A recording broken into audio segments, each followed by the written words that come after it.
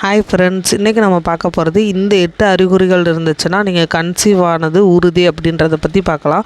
அதுக்கு முன்னாடி நம்ம சேனலை சப்ஸ்கிரைப் பண்ணி பெல் பட்டனை கிளிக் பண்ணி ஆன் ஆப்ஷனை கிளிக் பண்ணி வச்சுக்கோங்க. வாங்க வீடியோக்குள்ளே போகலாம்.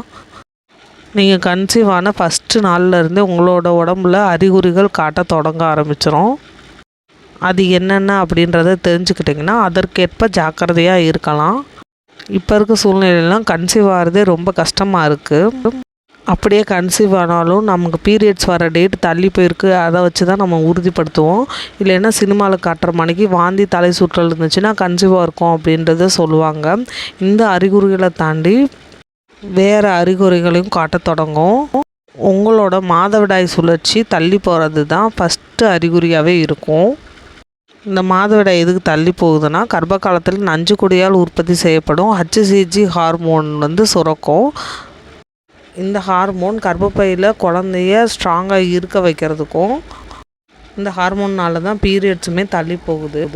நீங்கள் கன்சீவ் ஆன நாள்லேருந்து தொடங்கி 10 வாரங்கள் வரைக்குமே இது அதிகரிச்சுக்கிட்டே இருக்கும். பீரியட்ஸ் தள்ளி போனதுமே அதை கன்ஃபார்ம் பண்ணுறதுக்கு ப்ரெக்னன்சி டெஸ்ட் கார்டு வாங்கி நீங்கள் உபயோகப்படுத்தலாம். ரெண்டாவது பொதுவாகவே கர்ப்ப காலத்தில் வாசனை திறன்கள் சில விதத்துக்கு மாற்றங்கள் ஏற்படும்.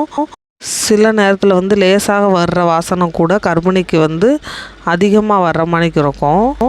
சிலருக்கு சமையல் செய்யும்போது சமையலோட வாசனை பிடிக்காமல் குமட்டல் வாந்தி ஏற்படும்.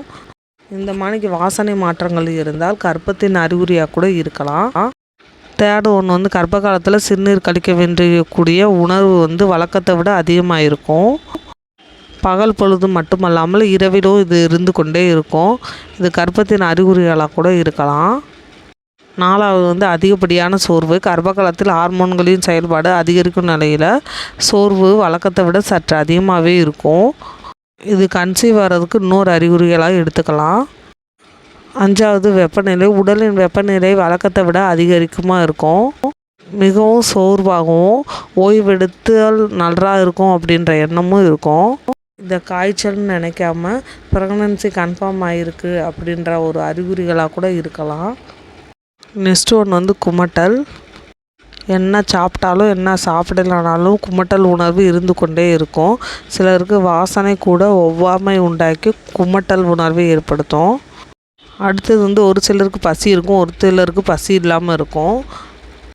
கன்சீவாக இருக்கும்போது பிடித்த உணவுகள் பிடிக்காமல் போகலாம். பிடிக்காத உணவுகள் பிடிக்க தொடங்கலாம். ஃபுட் கிரேவிங்ஸ் அதிகமாக இருக்கும். பசிச்சுக்கே இருக்கும், ஆனால் சாப்பிட முடியாது. ஒரு வித அசௌகரியமும் ஏற்படும். வயிற்றில் கரு ஆரம்பித்தவுடன் கர்ப்பப்பை விரிய தொடங்கும். அதனால் வயிற்றில் அசௌகரியத்தையோ அல்லது வலியோ சில பெண்கள் அனுபவிக்கலாம். நான் சொன்ன மாணிக்கு எல்லா சிம்டமும் இருக்கணுன்றது அவசியம் இல்லை. இந்த அறிகுறிகள் ஒவ்வொரு பெண்ணின் உடல்நிலை பொறுத்து இருக்குது.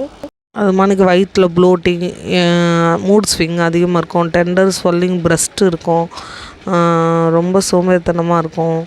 அது மாணிக்கு ஒயிட் ஸ்பாட்டோட பிளட் கலந்து வரலாம். இந்த மாணிக்கு இருந்துச்சுன்னா உங்களுக்கு கன்சீவ் ஆகிறதுக்கான வாய்ப்புகள் இருக்குது. அவ்வளோதான் ஃப்ரெண்ட்ஸ். இந்த வீடியோ உங்களுக்கு பிடிச்சிருந்தால் லைக் பண்ணி ஷேர் பண்ணி சப்ஸ்கிரைப் பண்ணிடுங்க. Bye friends.